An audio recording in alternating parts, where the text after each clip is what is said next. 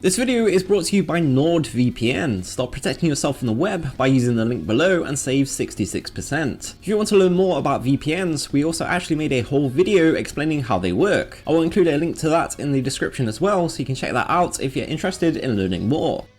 Ubisoft has recently announced that preparations are underway to release Rainbow Six Siege in Asian territories. This news was revealed in a blog post where Ubisoft also explained that changes will be made to all versions of the game due to content regulations in at least some of the regions they are releasing it in. Whilst no specific region is mentioned, it is likely that they are referring to China, who is well known to have some very strict regulations for video game content. Ubisoft explained in their post that they want to create one global version of the game rather than maintaining different versions to increase efficiency and to make things more future-proof. They also states that none of the changes will affect gameplay. The post then gives some examples of the types of content that will be affected, with first up being the action feed icons, which has had the knife melee icon changed to a fist and the school death icon replaced with a head and torso silhouette, with a cross in the middle. It is likely that this latter change is due to the depiction of skeletons being a taboo and complicated area in Chinese versions of video games due to a rule that prohibits content that promotes cults and superstitions.